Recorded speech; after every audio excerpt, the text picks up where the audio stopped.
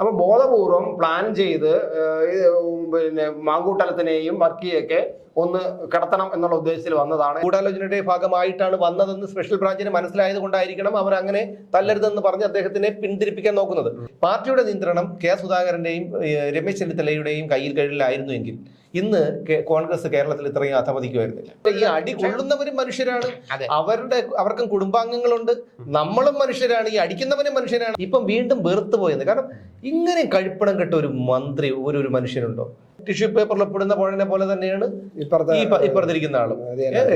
പ്രതിപക്ഷം കേരളത്തിന്റെ ഗതികേട്, രാഹുൽ മാങ്കൂട്ടത്തിലും അബിൻ വർക്കിയെയും ഒക്കെ പോലെയുള്ള ആർജവമുള്ള ആൾക്കാരുണ്ടല്ലോ, അവർക്ക് നേതൃസ്ഥാനത്തോട്ട് വന്ന് അവർക്ക് അടി കൊള്ളാൻ വേണ്ടി മാത്രമുള്ളതാണ് ഇവർ. നമസ്കാരം.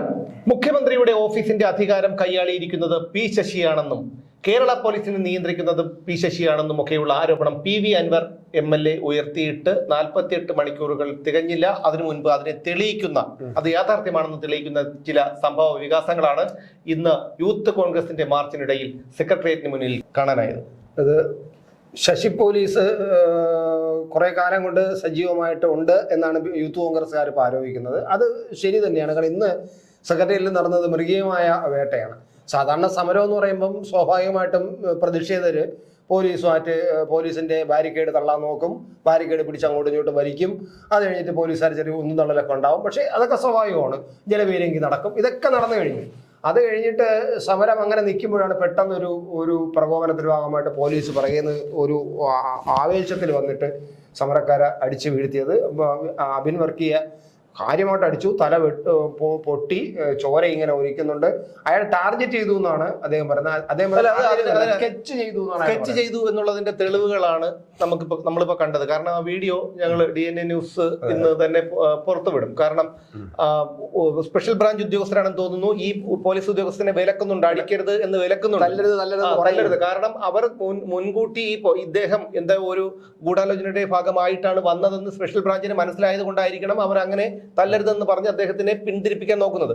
പക്ഷെ അയാളാണ് വന്ന് ഈ അതിക്രൂരമായി അബിൻ വർക്കിയെ അടിച്ച് വീഴ്ത്തിയാണ് എഴുതുക. കാരണം അയാൾ വീണുപോയി. അയാൾ തലയിൽ അട്ടിക്കൊണ്ട് തലേന്ന് ചോര ഇങ്ങനെ ഒലിക്കുന്നുണ്ട്.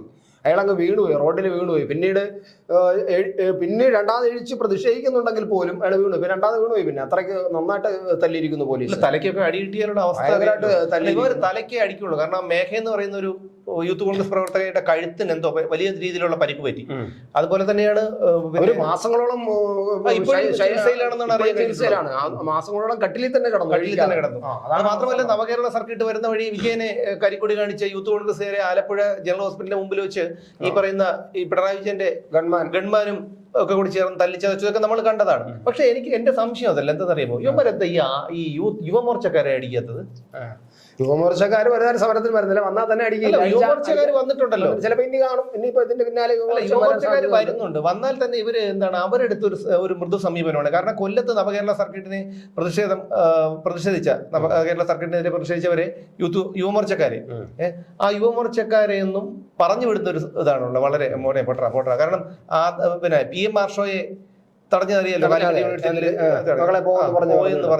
അപ്പൊ പോലീസിന് അറിയാം കാര്യങ്ങൾ. ഇതിന്റെ ഒരു ഉദാഹരണം കൂടിയുണ്ട്, ഒരു തെളിവും കൂടിയുണ്ട്. കാരണം P ശശിയാണ് ഈ കാര്യങ്ങളൊക്കെ നിയന്ത്രിക്കുന്നത് എന്നുള്ളതിന്റെ ഏറ്റവും വലിയ ഉദാഹരണമാണ് അത്. P ശശി മാത്രമല്ല, P ശശിയുടെ താഴെ MR അജിത് കുമാർ ഉണ്ട്. അപ്പൊ MR ഈ മുതിർന്ന ഉദ്യോഗസ്ഥർ പറയുമ്പോൾ ഇവർക്ക് വയ്യ. കാരണം ഇനി പ്രൊമോഷനെ കിട്ടി പോകാനുള്ളതല്ലേ. അപ്പൊ എപ്പോഴും മസ്ലിം പേർക്ക് ഇങ്ങനെ നിന്നാ മതിയോ? അപ്പൊ അതുകൊണ്ട് പ്രൊമോഷനെ കിട്ടി പോകാൻ വേണ്ടിയിട്ട് ഉള്ള ശ്രമമാണ് നടത്തിക്കൊണ്ടിരിക്കുന്നത്. കാലം നക്കിയാലേ പറ്റുള്ളൂ. അപ്പൊ അങ്ങനെ വരുമ്പോ P ശശിയും MR അജിത് കുമാറും തീരുമാനിക്കും. അവർ താഴെയുള്ള DYSPയോട് പറയും, അവിടെ താഴെയുള്ള SHOയോട് പറയും, SIയോട് പറയും, SIക്ക് പോലീസുകാരോട് പറയേണ്ടി വരും. അപ്പൊ അവർ നിർബന്ധിതരാകുകയാണ് എന്ന് കരുതി ഇത് പോലീസിന്റെ രീതിയാണ്, അവരുടെ ഒരു രീതിയൊക്കെയാണ്. പക്ഷെ ഈ അടി കൊള്ളുന്നവരും മനുഷ്യരാണ്, അവർക്കും കുടുംബാംഗങ്ങളുണ്ട്, നമ്മളും മനുഷ്യരാണ്, ഈ അടിക്കുന്നവനും മനുഷ്യനാണ്, അവനും അവനും കുഞ്ഞുങ്ങളൊക്കെ വരും, കുഞ്ഞുങ്ങൾ വളർന്നു വരും. ആ കുഞ്ഞുങ്ങൾക്ക് ഇതുപോലെ ഒരു അടിയിട്ടപ്പോഴായിരിക്കും അവന് വേദന വരുന്നത്. അതൊക്കെ ഓർമ്മിക്കണം. പക്ഷെ ഇന്ന് നടന്ന സംഭവത്തിൽ ഏറ്റവും പ്രധാനം യൂത്ത് കോൺഗ്രസ്സുകാർ ആരോപിക്കുന്നത് ഈ സ്കെച്ച്, ഞാൻ നാളെ പറഞ്ഞു സ്കെച്ച് ചെയ്തു എന്ന് പറയാൻ കാരണം എന്ന് പറഞ്ഞാൽ ഈ അടിച്ച SI അവർ പറയുന്ന ഒരു പേര് ഷിജു എന്നോ മറ്റൊക്കെയാണ് പേര് പറയുന്നത്. ഇനി ഏതാണെന്ന് നമുക്കറിയില്ല. അത് അവര് യൂത്ത് കോൺഗ്രസ്സുകാർ പറയുന്നതാണ്, നമുക്കറിയില്ലല്ലോ, നമുക്ക് ഇനി കണ്ടുപിടിച്ചാലേ പറ്റുള്ളൂ. അപ്പോൾ അയാള് പിന്നെ പ്ലാൻ ചെയ്ത് വന്ന് തല്ലുന്നു. അയാൾ ഒരു CPM പ്രവർത്തകനാണ്. CPM-ന്റെ സജീവ പ്രവർത്തകനാണ്. അയാൾ ഫേസ്ബുക്കിൽ അയാളുടെ പടങ്ങൾ CPM-മാരായിട്ടൊക്കെ ചേർന്ന് നിന്നുള്ള പടം ഇട്ട് ആഘോഷിക്കുന്ന ആളാണ്. അപ്പം ബോധപൂർവം പ്ലാൻ ചെയ്ത് പിന്നെ മാങ്കൂട്ടലത്തിനെയും വർക്കിയൊക്കെ ഒന്ന് കടത്തണം എന്നുള്ള ഉദ്ദേശത്തിൽ വന്നതാണ് എന്ന തരത്തിലാണ് ഇപ്പോൾ യൂത്ത് കോൺഗ്രസ്സുകാർ ഇപ്പോൾ ആരോപിക്കുന്നത്. നാളെ എന്തായാലും കോൺഗ്രസിന്റെ ഒരു സമരം നടക്കുന്നുണ്ട്. കോൺഗ്രസ്സുകാർ ഇനിയിപ്പോൾ എന്താണ്, സുധാകരൻ ഉൾപ്പെടെയുള്ള വലിയ നേതാക്കന്മാരാണ് നാളെ സമരം നടത്താൻ പോകുന്നത്. അവരത് പ്രഖ്യാപിച്ചു കഴിഞ്ഞു, നാളെ പ്രതിഷേധം കോൺഗ്രസിന്റെ ഉണ്ടെന്ന് പറയുന്നത്. ഇനി സെക്രട്ടേറിയറ്റ് നാളെ ഇനി എന്തൊക്കെയാണ് സംഭവിക്കാൻ പോകുന്നത് അറിയാൻ പറ്റില്ല. എന്തായാലും ഒരു ചുക്ക് സംഭവിക്കാൻ പോകുന്നില്ല. ഇതിനു മുമ്പ് ഈ വിജയൻ അധികാരത്തിൽ വന്നതിന് ശേഷം, കാരണം ഇയാളെ പലപ്പോഴും അദ്ദേഹം എന്നൊക്കെ സംബോധന ചെയ്ത ഒരു മനസ്ഥിതിയിൽ എത്തിയതാണ്. ഇപ്പം വീണ്ടും വെറുത്തു പോയത്. കാരണം ഇങ്ങനെ കഴിപ്പണം കെട്ട ഒരു മന്ത്രി ഒരു മനുഷ്യനുണ്ടോ? ഒന്ന് ജനങ്ങളുടെ പണം എടുത്താണ് ഇങ്ങനെ ഉണ്ടുറങ്ങി തിന്ന് തൂറി ജീവിക്കുന്നത് എന്നുള്ള ഒരു ബോധമില്ലാത്ത ഒരു എന്താണ് പറഞ്ഞിട്ട് മുഖ്യമന്ത്രിയല്ലേ? എന്ത് മുഖ്യമന്ത്രി? ഈ മുഖ്യമന്ത്രിക്ക് എന്നുള്ള പദത്തിന് വിലയില്ലെന്ന് പോലും തോന്നിപ്പോകുന്ന ഈ ഒരു അച്യുത മേനോനും ശങ്കറും VS അച്യുതാനന്ദനും നായനാരും ഉമ്മൻചാണ്ടിയും ഒക്കെ ഇരുന്ന ഒരു കസേരയാണ് ഇയാൾ കയറി ഇരിക്കുന്നത്. ഒരു ചൊല്ലുണ്ടല്ലോ, ഞാൻ പറയണ്ടല്ലോ, മനസ്സിലായോ? അപ്പം ഇയാളെ കുറിച്ച് ഓർമ്മിക്കുമ്പോ തന്നെ സത്യം പറഞ്ഞ ആമർഷം ആണ് ഉണ്ടാവുന്നത്. അല്ല, യഥാർത്ഥത്തിൽ ഈ വലിയൊരു പോലീസ് ഉദ്യോഗസ്ഥ ലെവലിൽ ഇത്രയും നഗ്നമായിട്ട് വളരെ കൃത്യമായിട്ട് ആരോപണങ്ങൾ ഉന്നയിക്കപ്പെടുന്നു. അതും ഒരു ഭരണകക്ഷി MLA ആരോപണം ഉന്നയിക്കുന്നു. എന്നിട്ട് അയാൾ ആ സ്ഥാനത്ത് നിർത്തിക്കൊണ്ട് ഒരു അന്വേഷണം നടത്തുന്നു. ആ അന്വേഷണത്തിന് കീഴുദ്യോഗസ്ഥന്മാരെ, മേലുദ്യോഗസ്ഥനെ ഒരു അലങ്കാരത്തിന് വേണ്ടി DGP അന്വേഷിക്കില്ലല്ലോ. DGP മേൽനോട്ടം വഹിക്കുമെന്ന് പറഞ്ഞു. പക്ഷെ DGP പറഞ്ഞത് ഇയാളെ മാറ്റണമെന്നാണ്. അതിന് തയ്യാറായില്ല. അപ്പം എല്ലാവർക്കും കാര്യം വ്യക്തമാണല്ലോ.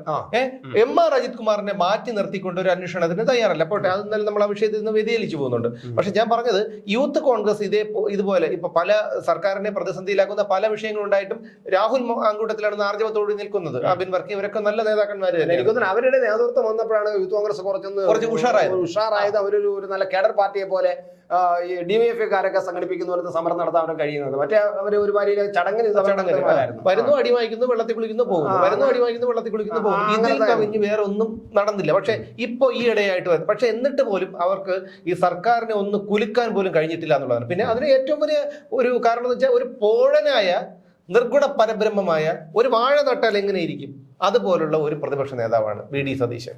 പാർട്ടിയുടെ നിയന്ത്രണം സുധാകരന്റെയും രമേശ് ചെന്നിത്തലയുടെയും കീഴിലായിരുന്നുവെങ്കിൽ ഇന്ന് കോൺഗ്രസ് കേരളത്തിൽ ഇത്രയും അധപതിക്കുമായിരുന്നില്ല.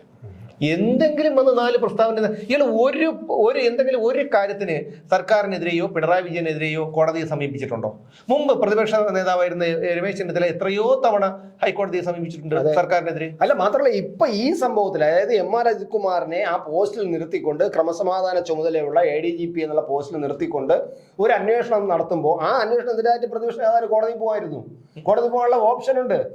ഇത് നീതിരഹിതമല്ലെന്നും ഇത് ഇങ്ങനെയല്ലെന്നും ഈ അന്വേഷണം പിന്നെ വിശ്വാസമില്ലെന്നും പറഞ്ഞുകൊണ്ട് ഒരു ജുഡീഷ്യൽ അന്വേഷണത്തിന് കോടതിയിൽ നേരിട്ടുള്ള അന്വേഷണം ഉത്തരവിടണമെന്ന് പറഞ്ഞുകൊണ്ട് ഇയാൾക്ക് കോടതി പോവാം. അയാളത് പോകുന്നില്ല.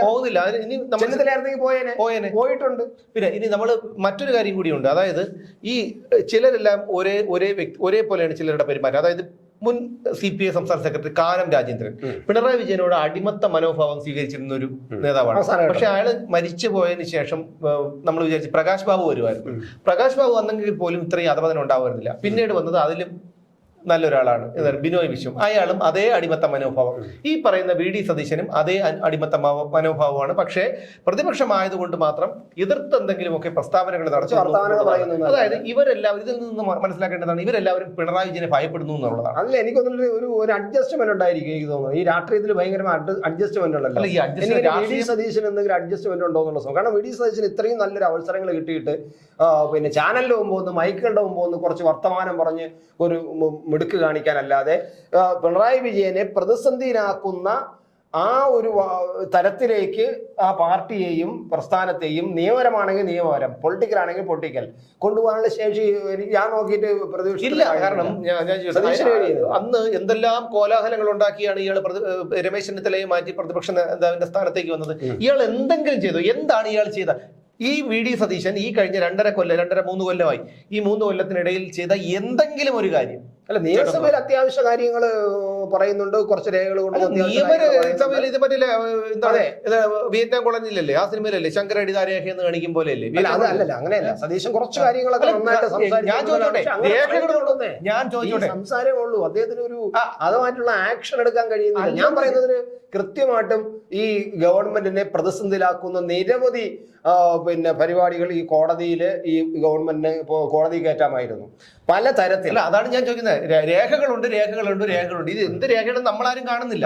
കുറെ പേപ്പർ വെക്കുന്നു, രേഖകൾ എന്ന് പറയുന്നു, ആരോപണം പറയുന്നു, പിന്നെ അതിനെ കുറിച്ചൊന്നും വരുന്നില്ല. ശരി, മാത്യു കുഴൽനാടനൊക്കെ എത്ര വ്യക്തമായിട്ടാണ് നിയമസഭയിൽ ഞാൻ പറയാൻ പോയതാണ്. മാത്യു കുഴൽനാടൻ കൃത്യമായിട്ട് കോടതി പോയിരിക്കുന്നത്. ഇയാൾക്ക് നാണം കിട്ട ഏറ്റവും ജൂനിയർ MLA ആണ് ആഴ്ത്തു കുഴൽനാടൻ. ഇയാള് പ്രതിപക്ഷ നേതാവായി ഇത്രയും സീനിയറുമായ ഒരു നേതാവാണ്.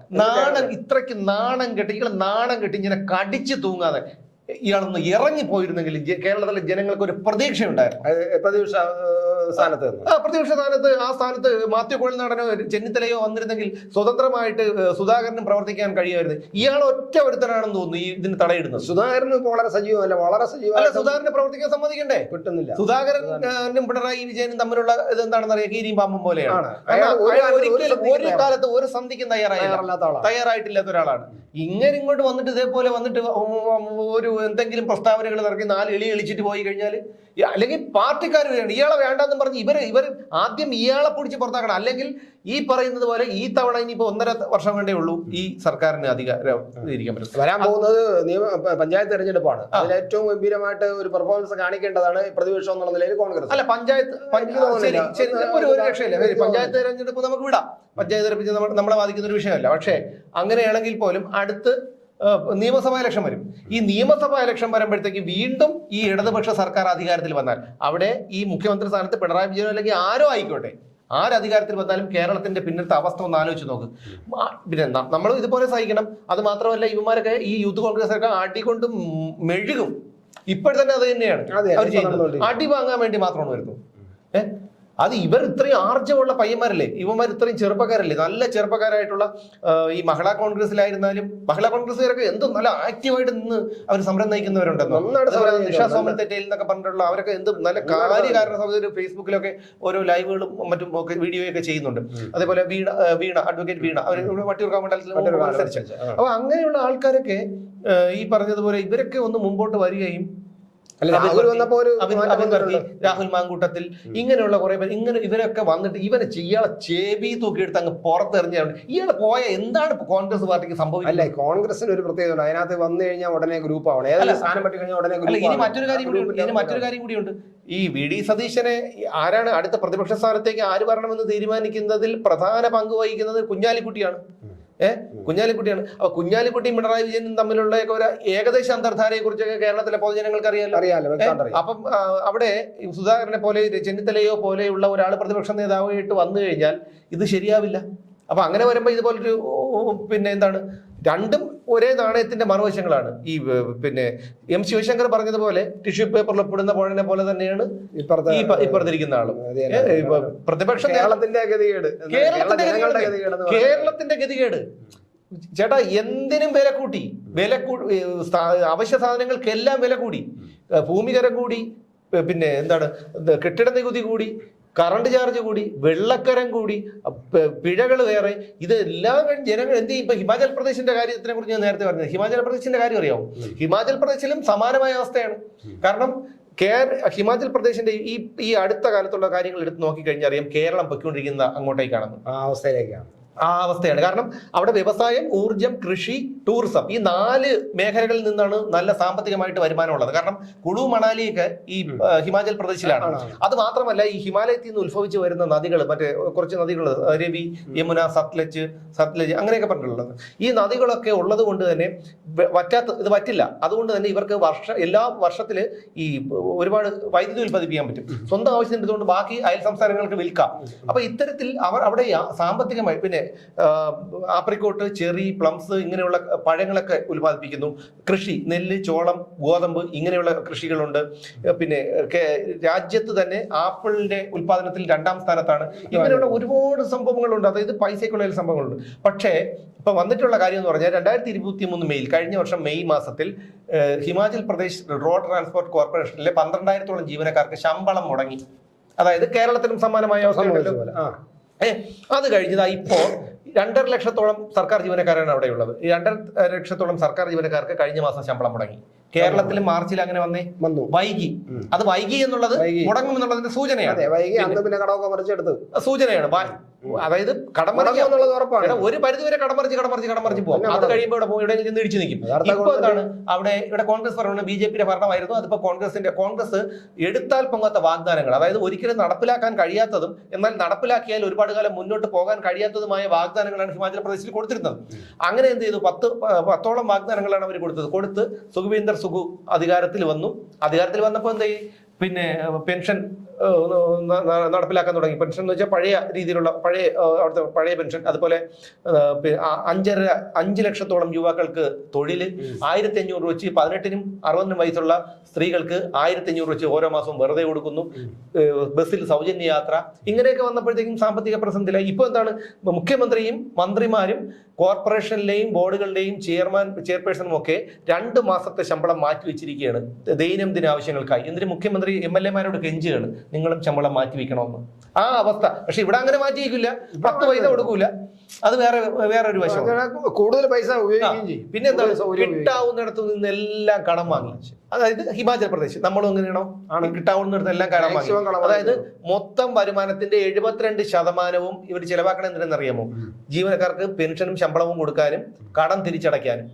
അതാണ് ഇവിടെ നമുക്ക് 28% കൊണ്ടാണ് അവിടെ ബാക്കി വികസന പ്രവർത്തനങ്ങൾ നടത്തുന്നത്. ഇവിടെ അതും കിട്ടുന്നില്ല. അതാണ് പറഞ്ഞത്. അപ്പൊ അതായത് സമാനമായ അവസ്ഥയാണ് കേരളത്തെയും കാത്തിരിക്കുന്നത്. അപ്പൊ അവിടെ പ്രതിപക്ഷം BJP-യാണ്. കേന്ദ്ര സർക്കാർ എന്ത് ചെയ്തു? അവിടെ കടമെടുപ്പിന് നിയന്ത്രണം ഏർപ്പെടുത്തിയിട്ടുണ്ട്. അപ്പൊ കടം വാങ്ങിക്കാനും പറ്റുന്നില്ല. ആ അവസ്ഥയിലേക്ക് എത്തി. ഇവിടെ നട്ടം തിരിയണം അവരുടെ ഉമ്മാരാണോ? നട്ടം തിരിയേണ്ടത് കേരളത്തിലെ ജനങ്ങളാണ്. എന്തിനാണ് ഈ പഴവണ്ണിയെ പിടിച്ചുകൊണ്ട് വന്നിട്ട് ആ പ്രതിപക്ഷ നേതാവിന്റെ കസേരയിൽ എത്തിയിരിക്കുന്നത്? സത്യമാണ്. പ്രതിപക്ഷം നമുക്ക് പ്രതീക്ഷ നഷ്ടപ്പെടുത്തുന്ന കേരളത്തിലെ ഇത്രയും ജനങ്ങളെ ദ്രോഹിക്കല്ലേ ഈ VD സതീശൻ? ഇവിടെ ഇത്രയും ആർജവമുള്ള ചെറുപ്പക്കാരുണ്ടല്ലോ. രാഹുൽ മാങ്കൂട്ടത്തിലും അബിൻ വർക്കിയും ഒക്കെ പോലെയുള്ള ആർജവമുള്ള ആൾക്കാരുണ്ടല്ലോ. അവർക്ക് നേതൃസ്ഥാനത്തോട്ട് വന്ന് അവർക്ക് അടികൊള്ളാൻ വേണ്ടി മാത്രമുള്ളതാണ്. ഇവരൊക്കെ ചിലപ്പോൾ എന്താണ് ഒരു നല്ല കാലം ഉണ്ടാവും എന്നുള്ള ഒരു പ്രതീക്ഷയിലായിരിക്കും ഇതേ അടി വാങ്ങിക്കുന്നത്. പക്ഷേ ഈ തലയിലൊക്കെ അടി കിട്ടിക്കഴിഞ്ഞാൽ അത് ആയുഷ്കാലം ഒന്ന് ആലോചിച്ച് നോക്കൂ. ഇപ്പൊ കയ്യോ കാലോ ഒക്കെ ആണെങ്കിൽ ശരി, തലയിലടിയിട്ട് ഉള്ള കാലം. ഇത് യുവമോർച്ചക്കാരെയാണ് ഇവന്മാരടിക്കൂ? അടിക്കൂല. അടിച്ചിട്ടുണ്ടോ? അടിച്ചിട്ടില്ല. DYFI-കാരടിക്കൂ? അടിക്കില്ല. വിവരം അറിയും. അപ്പൊ അതുകൊണ്ട് ഇവരെന്ന് പറഞ്ഞാൽ കുറച്ച് സമാധാന പ്രിയരായതുകൊണ്ടാണ് ഇവന്മാരെ ഈ രീതിയിലിട്ട് പട്ടി അടിക്കുമ്പോൾ അടിക്കുന്നത്. പക്ഷെ ഇതിനൊന്നും ഒരിക്കലും പക്ഷെ ഇന്നത്തെ അപകടം, ഇന്നത്തെ സ്റ്റണ്ട് എന്ന് പറയുന്നത് ഇന്ന് അടുത്തെന്ന് പറഞ്ഞാൽ ഈ അവർ പറയുന്ന CPM കാരനാണ് ബോധപൂർവ്വം അടിച്ചാണ്. അങ്ങനെയാണെങ്കിൽ അത് പോലീസ് അതിന് ഉത്തരവാദിത്തമുണ്ട്. പോലീസിന് മറുപടി പറയാം. ഇവിടെ എന്തിനാണ് ഉത്തരവാദിത്തം? അല്ല, ഒരു ഉത്തരവാദിത്തം ഇവിടെ എന്തിനാണ് ഉത്തരവാദിത്തം? ആര് ഉത്തരവാദിത്തം പറയുന്നു? ആരാണ് ഉത്തരവാദിത്തം പറയേണ്ടത്? കൺട്രോളിലാണെന്നുള്ളത് അറിഞ്ഞൂടാ. സത്യത്തില് ഇത് വല്ലാത്തൊരു, കാരണം ഒരു ഗവൺമെന്റ് എന്ന് പറഞ്ഞാൽ ഒരു കൺട്രോളുള്ള ആരെങ്കിലും വേണം. ഇത് ഇയാളൊന്നും അറിയുന്നില്ല എന്നാണ് പറയുന്നത്. ആരും മുഖ്യമന്ത്രിക്ക് ഇതൊന്നും അറിഞ്ഞൂടാ. അത് അതിന് വേറൊരു ഉദാഹരണം ഉണ്ട്. പക്ഷെ അത് ഞാൻ പറഞ്ഞ അശ്ലീലമായി. അപ്പൊ അതുകൊണ്ട് ഞാൻ പറയുന്നില്ല. എങ്കിലും ഈ കൊച്ചു പിള്ളേരെ ശ്രദ്ധ ആകർഷിക്കാൻ വേണ്ടിയിട്ടേ ഈ കൊച്ചു പിള്ളേർ ഈ എന്താണ് അലമ്പുണ്ടാക്കാതിരിക്കാൻ വേണ്ടിയിട്ട് ഈ തലതിരിഞ്ഞ പിള്ളേരൊക്കെ ഈ എന്തെങ്കിലും കളിപ്പാട്ടം കൊടുക്കും, അല്ലെങ്കിൽ തിന്നാൻ എന്തെങ്കിലും കൊടുക്കും. ആദ്യം തിന്നുകൊണ്ട് അവിടെ ഇരിക്കും, അല്ലെങ്കിൽ എന്തെങ്കിലും കളിച്ചുകൊണ്ടിരിക്കും. ഒരു ശല്യമില്ല.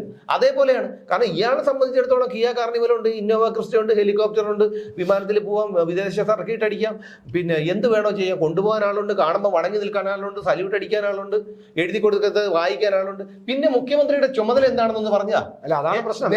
നേരെ വണ്ണം 4 വാക്ക് കാണാതെ പറയാൻ പോലും അറിഞ്ഞൂടാത്ത ഒരാളെ എങ്ങനെയാണ് മുഖ്യമന്ത്രിയായിട്ടിരിക്കുന്നത്? അത് ഇന്നിപ്പം പ്രഭാ വർമ്മയാണ് ഇതൊക്കെ എഴുതി കൊടുക്കുന്നത്. അതെ, അയാൾ വാങ്ങിക്കുന്ന ശമ്പളം 1 ലക്ഷമോ 1 ലക്ഷത്തിന് മുകളിൽ അയാൾ ശമ്പളം വാങ്ങിക്കുന്നുണ്ട്. ആ മുഖ്യമന്ത്രിയുടെ മീഡിയ സെക്രട്ടറിയാവും, മീഡിയ ഉപദേഷ്ടാവ് അല്ലേ, ആയിട്ട് വന്നതിന് ശേഷമാണ് അയാൾ എത്രയോ പുസ്തകങ്ങൾ എഴുതിയത്. അപ്പൊ അതിന് വേറെ ജോലിയില്ല, എത്രയോ അവാർഡ് കിട്ടി. കാരണം മുഖ്യമന്ത്രിയുടെ ഓഫീസിൽ മുഖ്യമന്ത്രിയുടെ മീഡിയ പിന്നെ ഉപദേഷ്ടാവുമ്പോ അവാർഡൊക്കെ കൊടുക്കാൻ ഒരുപാട് പേര് മത്സരിക്കുമല്ലോ. അങ്ങനെയൊക്കെ കുറെ അവാർഡ് ഉപയോഗമുണ്ട്, കുറെ പുസ്തകങ്ങൾ കവിതയൊക്കെ എഴുതി. എന്ത് അവരുടെയൊക്കെ തലയിൽ വരച്ച് നമ്മൾ എവിടെയെങ്കിലും ഒന്ന് വരച്ചു തന്നാൽ മതിയായിരുന്നു. സത്യം കേട്ടോ, അല്ല പറയാതിരിക്കാൻ വയ്യ കേട്ടാ. ഇത്രയ്ക്ക് നാണം കെട്ട ഒരു പിന്നെ ഭരണപക്ഷവും ഇത്രയും നാണം കെട്ട ഒരു പ്രതിപക്ഷവും ഇല്ല. ഇന്നിപ്പോ എന്താണ് അന്തിച്ചർച്ച ചാനലുകളിൽ നടക്കും, കുറെ പ്രതിനിധികൾ വരും, കുറെ എന്താ വിവരമള്ളി ആഴ്ചയില്ലാത്ത കുറെ ഷിജു ഖാന മറ്റേത് മറിച്ചതൊക്കെ ഇങ്ങനെ വരും. അന്ന് ഞങ്ങൾ അടിച്ചില്ലേ, ഞങ്ങൾ അവിടെ അടിച്ചില്ലേ, ഇതൊക്കെ പറഞ്ഞുകൊണ്ടിരിക്കും ചരിത്രം.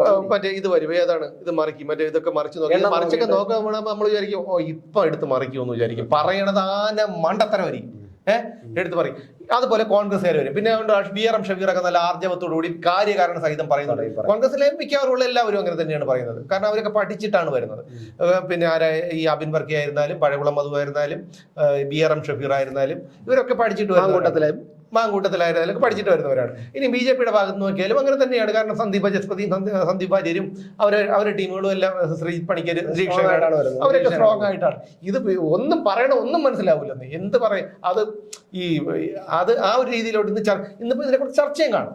ചർച്ചയോട് കൂടി കാര്യങ്ങൾ അവസാനിക്കും. നാളെ ഇനിയിപ്പം ഈ പറയുന്ന നാളെ കോൺഗ്രസ് ഒന്നും ചെയ്യാൻ പോകില്ല, അവര് അടിയുണ്ടാക്കൂല, അവരവിടെ ആർജവം ഉണ്ടെങ്കിൽ സതീശന് ഇത്രയെങ്കിലും ധൈര്യമോ ആർജവമോ ഇത്തിരി നാണമോ മാനക്കേടെങ്കിലും ഉണ്ടെങ്കിൽ ചെയ്യേണ്ടത് ഇത്.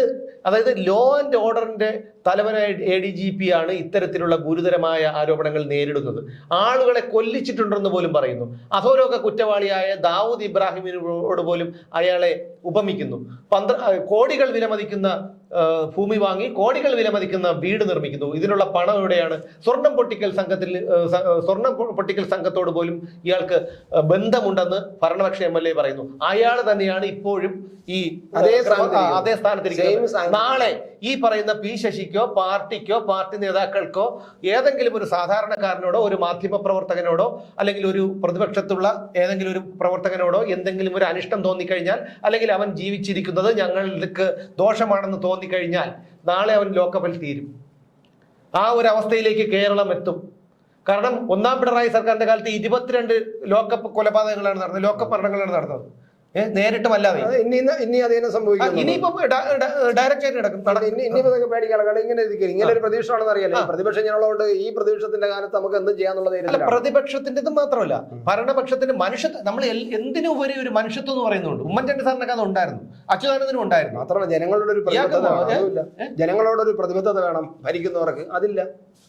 ജനങ്ങൾ എന്ന് പറയാൻ ഞങ്ങൾക്ക് വേണ്ടി നിൽക്കണം, ഞങ്ങൾ പറയുന്ന അനുസരിക്കണം, ഞങ്ങൾക്ക് വേണ്ടി ജനങ്ങൾ നിന്നോളണം എന്നുള്ള ചിന്ത ഭരണാധികാരികൾക്ക് വന്നു കഴിഞ്ഞാൽ ഞങ്ങൾ ജനങ്ങളുടേതല്ല എന്ന് തോന്നിക്കഴിഞ്ഞാൽ എന്ത് ചെയ്യാക്കും? ഇതൊക്കെ പറയാൻ തുടങ്ങി കഴിഞ്ഞാൽ ഒരു മാന്യത ഉണ്ടായിരുന്നെങ്കിൽ, ഒരു മാന്യത പോട്ടെ.